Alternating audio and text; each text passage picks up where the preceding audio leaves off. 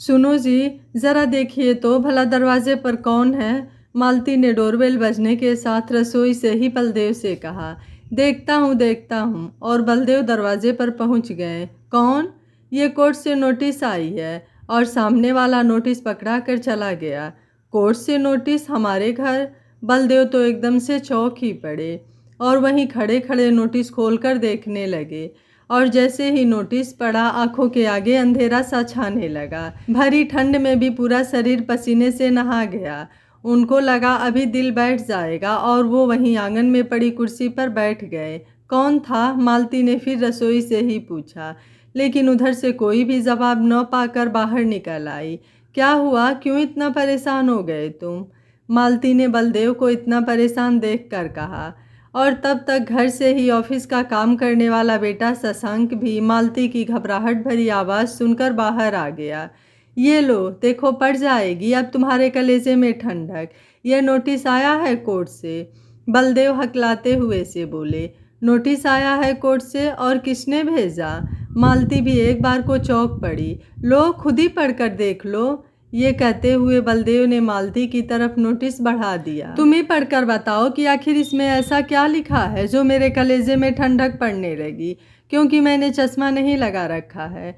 मालती तो अब सीरियस ही हो गई। पापा बताइए ना कि आखिर नोटिस किसने भेजा है और क्यों? अब तो शशांक से भी नहीं रहा जा रहा था। बेटा, सुरभि ने ये तलाक का नोटिस भेजा है, ये देखो। बलदेव ने इस बार नोटिस शशांक की तरफ बढ़ा दिया। क्या पापा? अब तो शशांक को भी लगा कि जैसे उसके पैरों के तले से ज़मीन खिसक जाएगी। हाँ बेटा, लेकिन पापा सुरभि इतना बड़ा निर्णय कैसे ले सकती है? शशांक को तो सचमुच कुछ भी समझ में नहीं आ रहा था। बेटा, इस बार वो इस तरह से अपमानित होकर गई है कि उसके आगे तो यही होना था। बलदेव ने किसी तरह से अपने आप को संभाल कर चश्मा ठीक करते हुए कहा। ठीक कह रहे हैं पापा आप, लेकिन पापा मुझको ये उम्मीद नहीं थी कि सुरभि इतना बड़ा कदम उठा लेगी। ये कहते कहते शशांक की आंखों से आंसू छलकने लगे। बेटा, औरत को कमज़ोर नहीं समझना चाहिए और मुझको तो सचमुच ताज्जुब लगता है कि तेरी माँ एक औरत होते हुए भी इन सब के लिए उत्तरदायी है। बलदेव ने हिकारत भरी दृष्टि से मालती की ओर देखा। लेकिन पापा, मैं सुरभि के बिना नहीं जी पाऊँगा। इतना कहकर शशांक आंखों में आंसू लिए अपने कमरे में वापस चला गया। मैं कह रहा हूँ ना कि अब तुम्हारे कलेजे में ठंडक पड़ गई होगी ना। तुमको बेटे की हालत दिखाई पड़ रही है। जब से इस बार सुरभि इस घर से गई है, उसका हंसना मुस्कुराना सब जैसे समाप्त हो गया है। यहाँ तक कि खाना भी वो अपने कमरे में ही बैठकर खा लेता है। पता नहीं खाता भी है या फेंक देता है। तुम भले उसकी हालत देखना नहीं चाह रही, लेकिन मुझसे उसके दिल का दर्द छुपा नहीं है। बलदेव सचमुच बहुत नाराज नजर आ रहे थे। अब इसमें भी मेरी ही गलती निकाल दो। तुमको सुरभि की तो जैसे कोई गलती दिखाई ही नहीं पड़ती।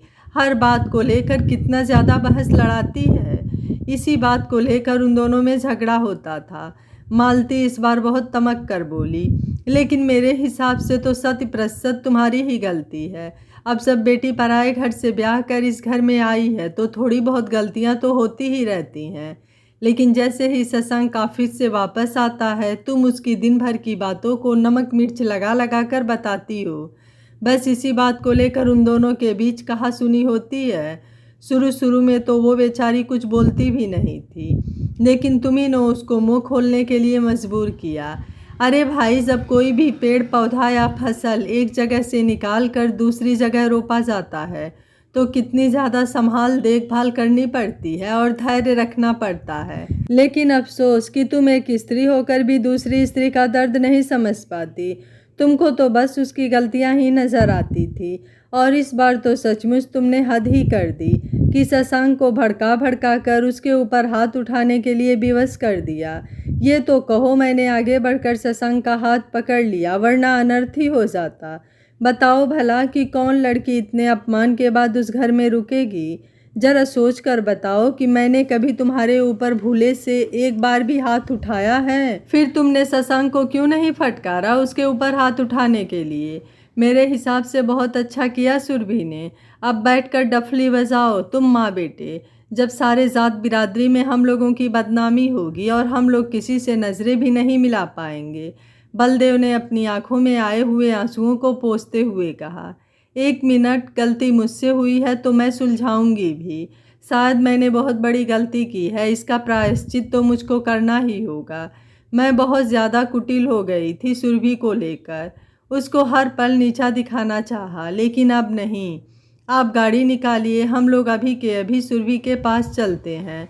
मालती अब तो बहुत ज़्यादा पछताते हुए बोली, मैं तो बिल्कुल भी नहीं जाऊंगा, क्योंकि तुमने पहले कभी भी मेरा कहना नहीं माना, और जब ये परिस्थिति आ गई तो मेरे कंधे पर बंदूक रखकर चलाना चाह रही हो।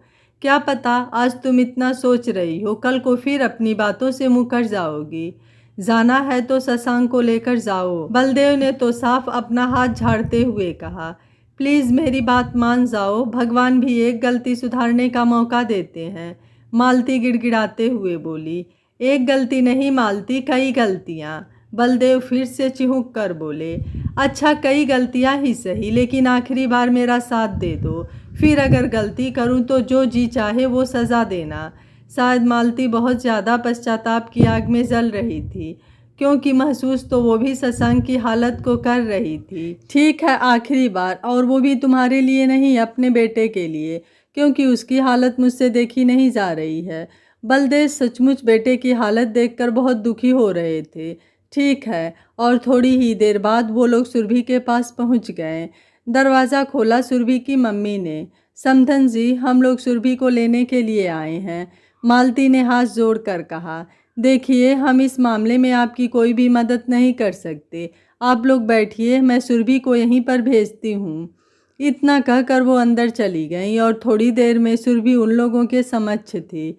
सुरभि बेटा, आज तेरी सास तुझसे कुछ मांगने आई है। मैंने सचमुच तुम्हारे साथ बहुत ज्यादतियाँ की, लेकिन सिर्फ आखिरी बार माफ़ कर दो। तुमको विश्वास दिलाती हूँ कि आइंदा कभी भी मुझसे ऐसी गलती नहीं होगी। मालती सुरभि को सामने देखकर एकदम झटके से उठी और उसकर पकड़कर रोने को हो ही गई। लेकिन मम्मी जी, मुझको अब उस घर में रहना ही नहीं है, जहाँ मेरी खुद की भावनाओं का कोई सम्मान नहीं। जो गलती मुझसे होती नहीं उसका भी दंड मुझको, और जो होती है उसका भी दंड मुझको। आपने मुझको समझ क्या रखा है, एक लाचार बहू। अब वो ज़माने बीत गए मम्मी जी, जब बहुएं रोध होकर अपनी ज़िंदगी ससुराल में काट लेती थी। सुरभि ने बेबाकी से अपनी बात रखी, बेटा बस आखिरी बार। मालती को अपनी गलती का एहसास बहुत अच्छी तरह से हो गया था, और जो पछतावा मैंने इसकी आंखों में देखा है, उसको देखते हुए मैं तुमसे वादा कर सकता हूँ कि अब ये ऐसा कुछ भी नहीं करेगी। बलदेव को मजबूरी में ही सही मगर बोलना पड़ा, लेकिन पापा जी, शशांक क्यों नहीं आया?